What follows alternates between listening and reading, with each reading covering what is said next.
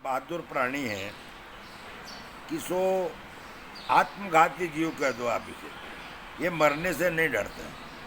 इसीलिए इसको क्षत्रियों ने, राजाओं ने युद्ध के लिए चुना। और जहाँ तलवारें चलती है, जहाँ घाव हो जाते हैं, वहाँ भी वो आगे बढ़ने की कोशिश करता है। घोड़ा पीछे हटना नहीं चाहता। पहले जो ठिकाने होते थे हमारे यहाँ राजस्थान में, उसमें 3-4 तरह से घोड़े पाले जाते थे और तीनों चारों ब्रीडें अलग अलग होती थी। वैसे मैं आपको बताऊं, एक तो होती थी पायगा, उसको पायगा बोलते थे। जो पायगा के घोड़े होते थे वो आने जाने वाले मेहमानों के लिए और साना, चौकीदार, पटवारी, इनके काम में आते थे। पायगा। और दूसरा होता था एक तबेला। तबेले के जो घोड़े होते थे वो ब्रीड लेने के काम में आते थे। उसमें तीनों चारों ब्रीडें ली जाती थी, घोड़ियाँ होती थी, बच्चे लेते थे। और एक होता था रसाला। रसाले के घोड़े जो होते थे वो सवारों के लिए होते थे, लड़ने वालों के लिए। इस तरह से इनको अलग अलग मेंटेन किया जाता था। उसमें से कुछ हाइट वाले और ज़्यादा सुंदर घोड़े होते थे, उनको खासा घोड़ा कहा जाता था। खासा? हाँ, ये चौथी कैटेगरी होगी। हाँ, ये चौथी कैटेगरी होती थी। तो वो रॉयल फैमिली के ही काम आते थे। उस घोड़े के ऊपर चढ़ा हुआ जो भी आदमी आ रहा है, लोग समझ जाते हैं कि ये इजाइनेस के परिवार से संबंधित है। जी। उसको खासा घोड़ा कहा गया। रसाले के घोड़े जो होते थे वो सब लड़ने वालों के काम आते थे। तबेले और पायगांव के घोड़े, अमूमन तबेले के घोड़ों में तो असु ब्रीड तैयार की जाती थी। सब तरह की घोड़ियाँ रखी जाती थी, उसी ब्रीड का सांड रखा जाता था। घोड़े से ही आदमी की हैसियत और उसके पद की पहचान हो जाती थी। घोड़े से घोड़े पे बैठ के आ रहा है, वो समझ जाते कि साना है, पटवारी है, चौकीदार है। इस तरह से घोड़े से ही पहचान होती है।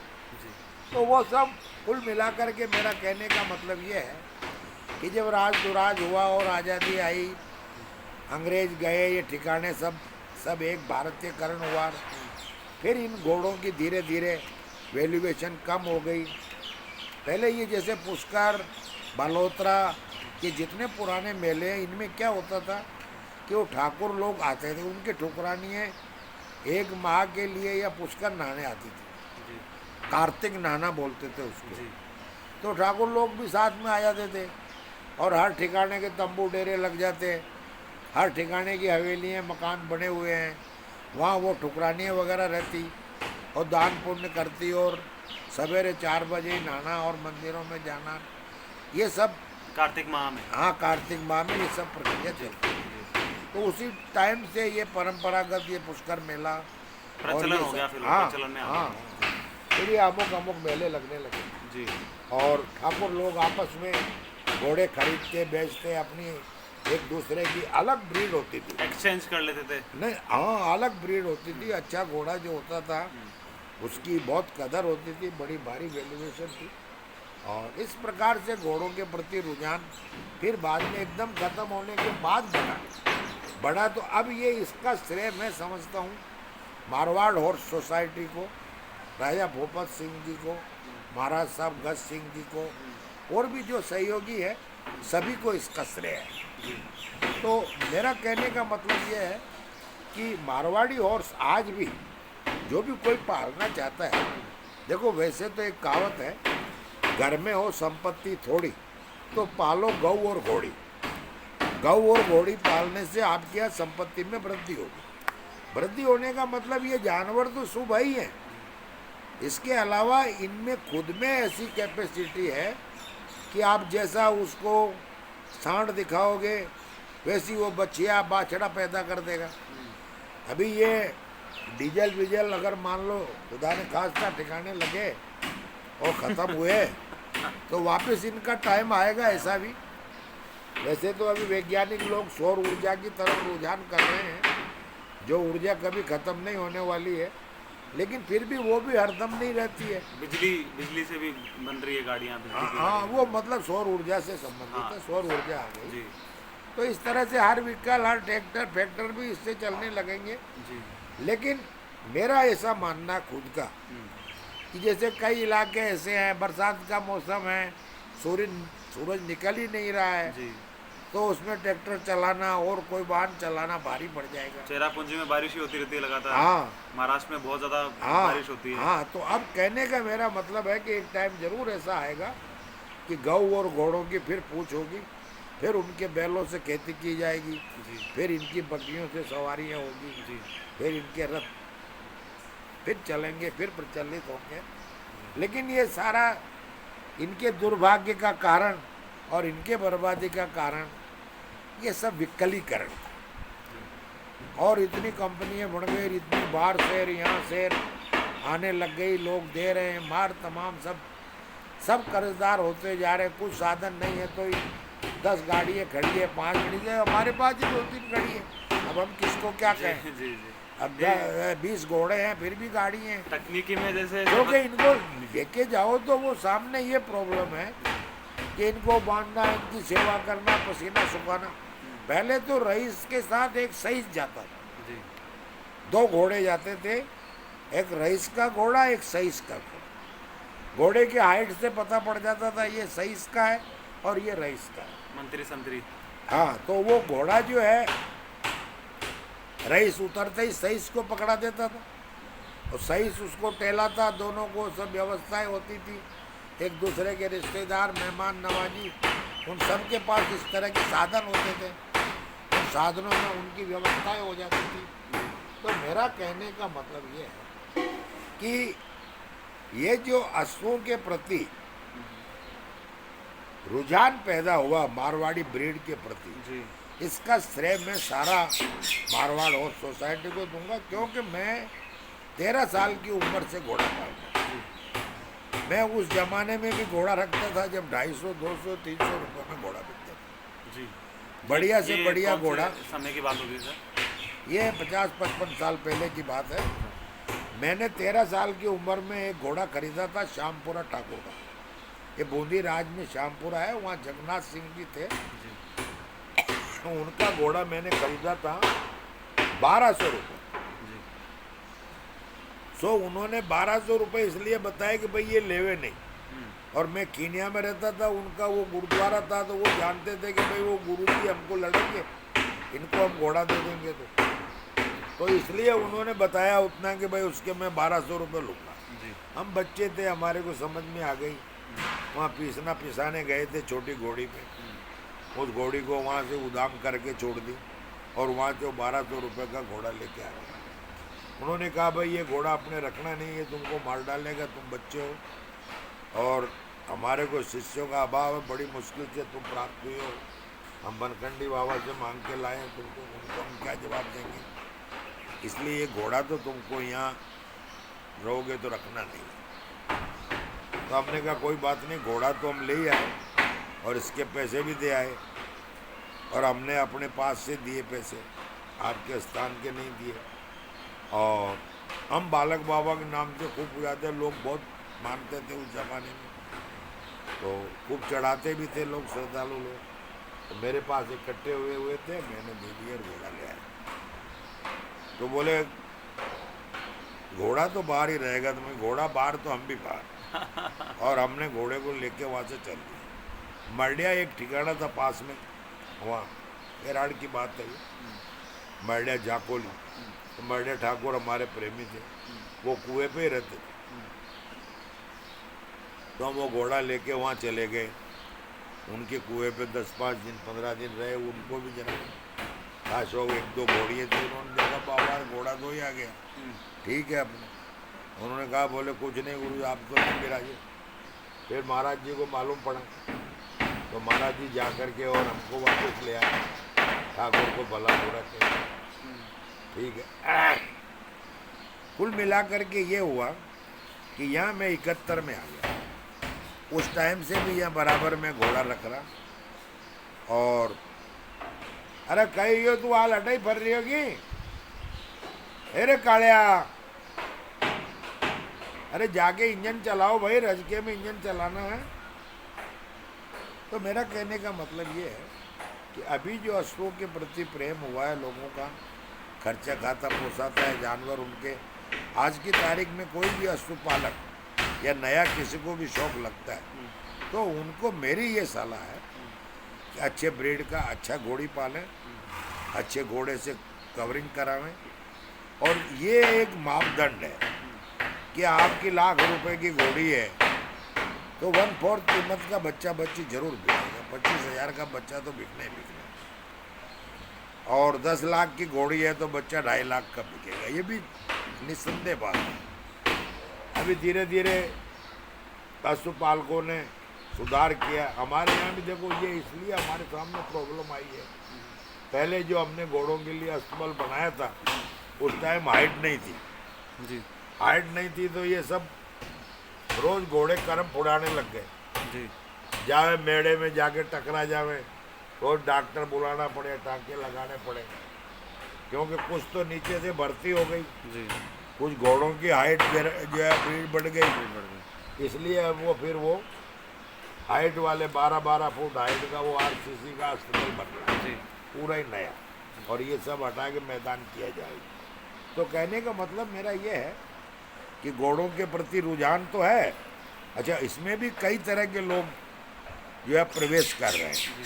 जब लोग सुनते हैं अरे 2 करोड़ का बिका, 4 करोड़ का बिका, तो यार ऐसा तो इतना तो क्या खिला दिया होगा उसको, इतना क्या खर्चा आ गया, ये तो बहुत बढ़िया लाइन है, इसमें एकदम धन बढ़ाने का सबसे फर्स्ट क्लास तरीका है ये। ऐसा सोच करके भी कई लोग जिनके पास पैसा है करते हैं। वो उसको पशुपालन के दृष्टिकोण से करते हैं और फिर 10-5 घोड़े वालों के चक्कर में पड़े ठंडे हो जाते हैं। 5-10 घोड़े लाके बांध लेते हैं, फिर उनका रोज़ खर्चा मेंटेन नहीं कर पाते हैं, फिर उनके जानवर उतने के बिकते नहीं हैं, तो वो उनका रुझान खत्म हो जाता है। तो मेरा कहने का मतलब ये है, कोई भी जो जिसको भी रुझान पैदा हो वो थोड़े से अपना काम शुरू करे, उसके बारे में उसको ज्ञान होना ज़रूरी है, जानकारी होना ज़रूरी है। नया आदमी है, पैसा बहुत है, 10 लाख का घोड़ा ले आया, घोड़ी ले आया 20 लाख की, भाई बच्चा 10 करोड़ का बिक जाएगा, 2 करोड़ का बिक जाएगा। अब वो बच्चे दे दिए, 1-2 दिए, किसी ने आके कहा भाई ये तो ऐसा हो गया यार, इसके पाँव टेढ़े हैं, इसके भौरी गलत आ गई, ये इसके पट्टा नहीं है, ये साफी है, ये शुभ नहीं है, ये अशुभ है, ये नुकसान करेगा। ऐसे करके कई लोग इसमें कई तरह के भ्रम डालते रहते हैं। घोड़ा तो कुदरत पैदा करती है, घोड़ा और गाय ये सब अवगुण मुक्त होते हैं। समय का जरूर प्रभाव होता है कि आपने कौन से समय में कौन से जानवर को खरीद के आप अपने पास लाए हैं, उस हिसाब से आपको वो समय ज्योतिष के आधार पे, तो हर जानकार आदमी तो उसको समझता है कि भाई अमुक अमुक शुभ समय में ही इसका आदान प्रदान होना चाहिए। वैसे फिर ये तो सब तरह से सर्वांग शुभ है, मैं ये मानता हूँ, मेरा पर्सनल मानना है। पेट्रोल व्हीकल इतने चल गए तो इनकी अभी कोई आवश्यकता नहीं रही, इसलिए एक दफ़ा तो इनकी बहुत मट्टी प्लीत हुई। जब आज़ादी आई और रजवाड़े ख़त्म हुए और दूसरे साधन हुए तो घोड़े ऐसी दुर्दशा हुई, इनको कोई पालने वाला नहीं मिला और थोड़े दिन में अस्त होते होते इनकी ब्रीडें ख़त्म हो गई। फिर क्या होता है, एकदम ये रेसिंग वगैरह का ये काम चलने लगा तो लोग थोरों ला करके यहाँ सांड रखने लगे, थोरों के फार्म बनाए और रेस के बच्चे पैदा करने लगे। क्योंकि यहाँ के क्लाइमेट में, वातावरण में ये तो खासियत है कि यहाँ घोड़ा अच्छी तरह से पैदा होता है, अच्छी तरह पलता है, ऐसा यहाँ का मौसम है।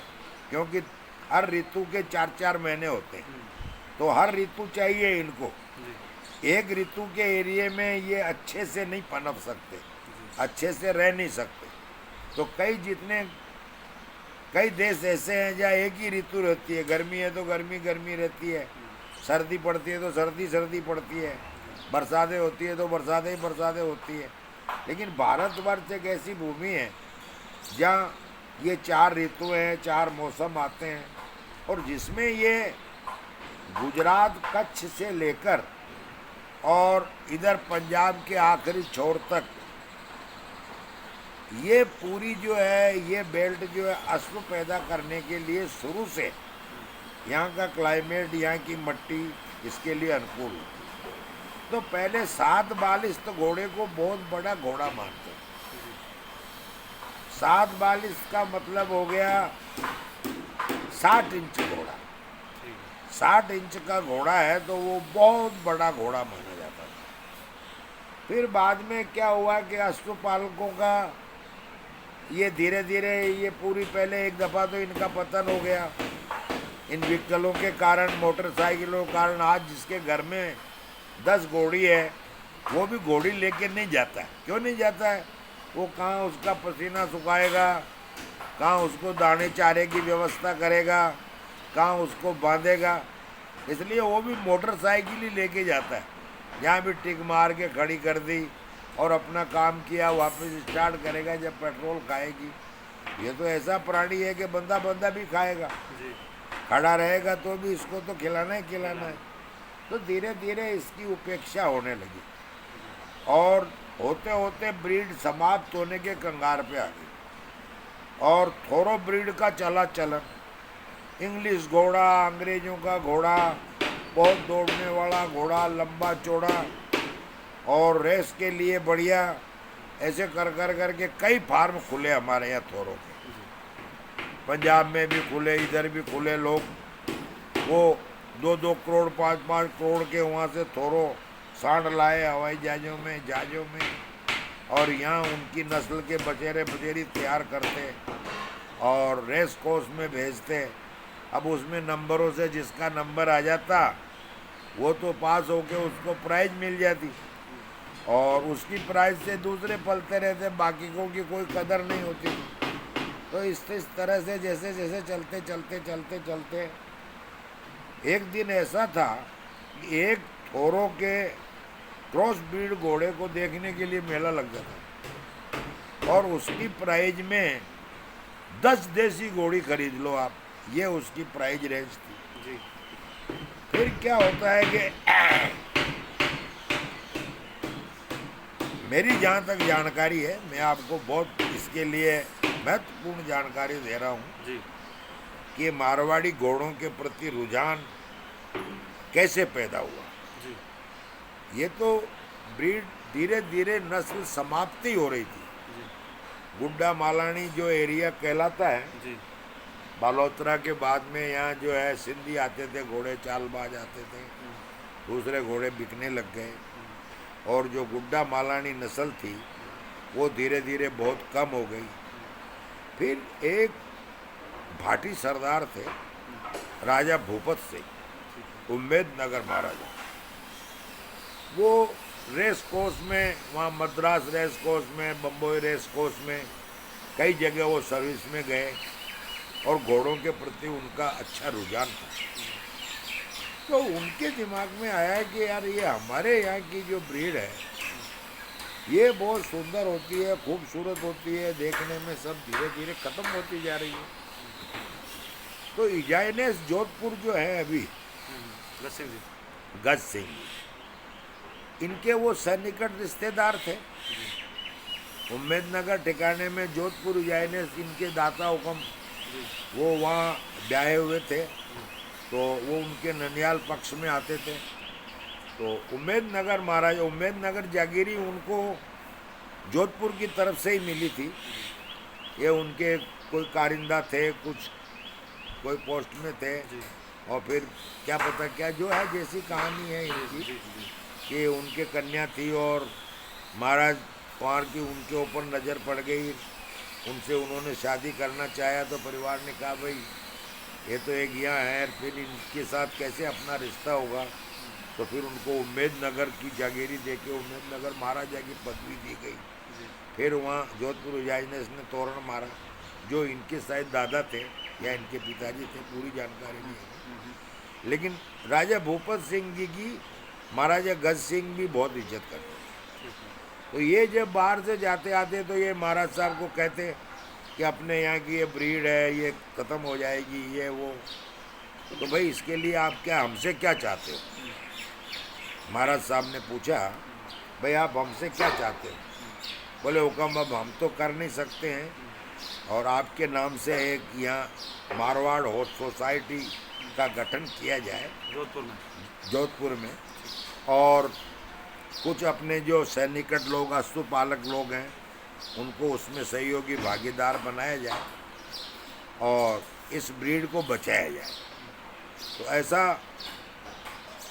राजा भूपत सिंह जी के बार बार रिक्वेस्ट करने पर फिर महाराज गज सिंह जी ने उनको अनुमति दे दी, और भी जो उनके सहपाठी सहयोगी थे कई लोग उसमें सदस्य बने, और वो मारवाड़ हॉर्स सोसाइटी के नाम से एक सोसाइटी का गठन हुआ और रजिस्टर्ड हो गई वो।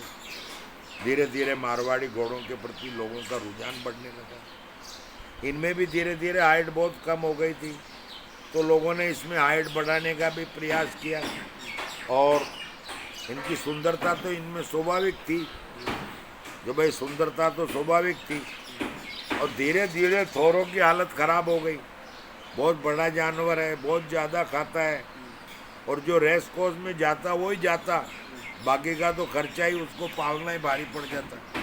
लोग गोली से उड़ा देते, मार देते या फ्री फंड में दे देते किसी को। तो धीरे धीरे थोरों का रुझान बहुत कम हो गया जी।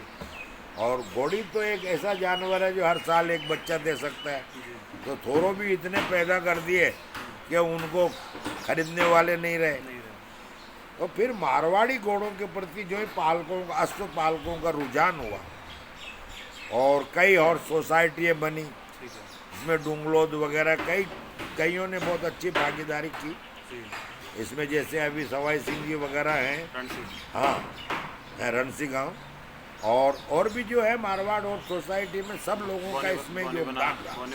हाँ, सबसे ज़्यादा वो अपने पोसाना वाले गज्जू बना, हाँ वो भी बहुत, उनका भी बहुत ज़्यादा रुझान, और ये सब पशुपालक हैं। सब ने इस ब्रीड को और आगे बढ़ाया और इसका महत्व बढ़ाया, लोगों को पालने के प्रति, उनके प्रति रुझान पैदा किया। अच्छा, कोई भी ग्रस्त आदमी कोई भी लाइन में किसी भी प्रकार का व्यवसाय करे और वो घाटे का सौदा हो तो फिर वो क्यों करेगा? तो पहले किसान लोग रखते घोड़ियाँ और पालते, बच्चा पैदा करके मेले में ले जाते। यूपी वाले ईंट भट्टा वाले वो बच्चा बच्ची 5,000 में, 500, उस टाइम सस्ते ज़माने में तो 500, 300, 200 में बिकता था। अभी भी ये हालत है, 5,000 से लेके 10-15 हज़ार तक उनके बच्चे बिकते हैं। तो अब उनके वो पोसाता ही नहीं है, तो वो क्यों पालेंगे उसको? फिर जब धीरे धीरे अच्छी नस्ल, अच्छी ब्रीड की सप्लाई हुई, लोगों में भी जो है, किसानों को भी ये ज्ञान हुआ कि भाई हम अच्छी घोड़ी दिखाएंगे, अच्छा घोड़ा दिखाएंगे, अच्छा जानवर पैदा होगा, तो वो घोड़े का खर्चा भी निकालेगा और हमारे को भी सेवा का कुछ फल मिलेगा। तो आज की तारीख में मारवाड़ी घोड़े की ये स्थिति है कि बढ़िया अगर मारवाड़ी घोड़ा है, सांड घोड़ा, तो उसमें 100 थोरो ब्रीड घोड़ियाँ आ सकती हैं।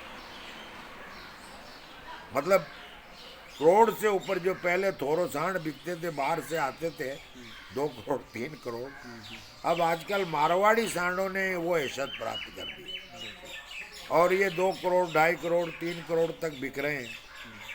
और अश्वपालकों को भी इसके प्रति रुझान पैदा हुआ, सबने डेवलप किया, विकास हुआ, घोड़ों का भी सेवा करने लगे लोग, हाइट में भी बहुत वृद्धि हुई। आज मारवाड़ी घोड़ों की हाइट में आपको 63, 64, 65 तक आम घोड़े मिल जाएंगे। पहले तो 60 से ऊपर को मारवाड़ी मानते ही नहीं थे, लेकिन अब उसी से तैयार किया है और उसमें हाइट की जो वृद्धि करी है, कुछ पालने पोसने से, कुछ नस्ल के हिसाब से। तो पहले एक दासपा ठिकाना इधर में जालोर जिले में हुआ करता था, वहाँ के घोड़े बहुत मशहूर थे। वहाँ एक आना घोड़ा बहुत बड़ी हाइट का था, उसकी बस परंपरा के 2-3 क्या उस टाइम पे 5-7 अश्व जो है यहाँ मेले खेलों से अलवर रिजाइनेस ले गए थे। तो अलवर ठिकाना, जब वो अलवर रिजाइनेस का वो मर्डर हो गया, क्या हो गया, कुछ हुआ था, उसके बाद वो अस्तबल बिखर गया, और वो घोड़े जब बिकने के लिए आए तो ये बात 50-60 वर्ष पहले की है। उस समय जो हमने वो उनके घोड़े बिकने आए और उनको देखा, वैसे घोड़े तो आज कहीं नज़र भी नहीं आते, लेकिन वो सब यहीं के जालोर के ज़िले के वो जो एरिया है वहाँ जो ब्रीड तैयार होती है आज भी। क्यों, घोड़ा और आदमी ये 100 पीढ़ी तक जीवित रहता है। जी उसके शुक्राणु 100 पीढ़ी तक चलते हैं। कोई भी शुक्राणु किसी भी पीढ़ी का चैतन्य होकर के वैसा ही प्राणी पैदा हो सकता है। आज आदमियों में भी, शिशोदियों में कोई भी महाराणा प्रताप जैसा बहादुर पैदा हो सकता है, क्योंकि मरने के बाद मुर्दे से तो कोई ये पैदा नहीं होता है। जीते जी शुक्राणु एक दूसरे में परिवर्तित होते रहते हैं, आगे से आगे चलते रहते हैं, और ये हजारों लाखों की तादाद में होते हैं। उनमें से एक आध को सक्रिय होना होता है। तो इसलिए घोड़े में नरासुतुरा यानी आदमी की और घोड़े की सृष्टि में सेमता है। और सबसे बड़ा शुभ समय होता है चेष्टा विचार।